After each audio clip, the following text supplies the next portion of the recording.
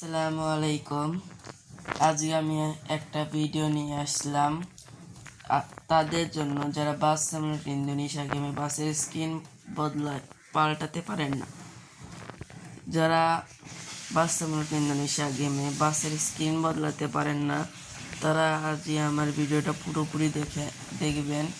আশা করি এরপর আপনাদের বাস স্ক্রিন বদলাতে আর কোনো সমস্যা হবে না। তো আমরা প্রথমে গেম থেকে বেরিয়ে আসব।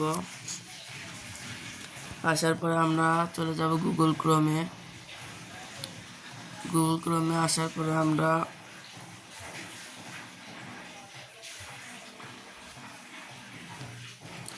সার্চে এসে এখানে আপনার যে কোনো যে বাসের স্ক্রিন লাগাবেন সেই বাসের স্ক্রিন লিখে সার্চ দেবেন। তারপর এখানে অনেক বাসের স্ক্রিনই চলে আসবে। আপনি এখান থেকে যেটা পছন্দ হয় সেটাতে ক্লিক করে ডাউনলোড করে নেবেন। আমার এখানে ডাউনলোড হয়ে গেছে। তো আমি এখন আবারও গেমে চলে যাচ্ছি। গেমে আসার পরে আমরা এখানে গ্যারেজে যাব।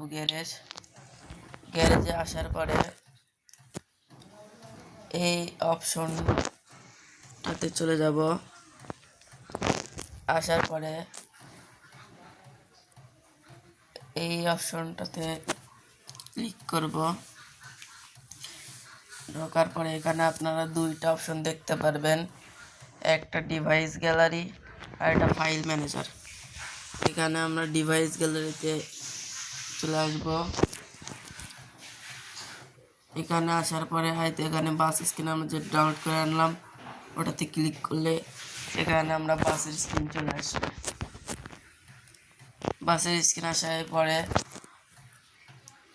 আপনারা অ্যাপ্লাই এইখানটায় ক্লিক করবেন। করলে এখানে আপনারা এখানে আরপি 15,000 নাহলে ফ্রি, এই দুটার মধ্যে কোনো একটা করলেই হলো। আমি এখন করছি না কারণ আমার স্ক্রিন একটা লাগানোই আছে। আজকের ভিডিও এই পর্যন্তই। আল্লাহ হাফেজ।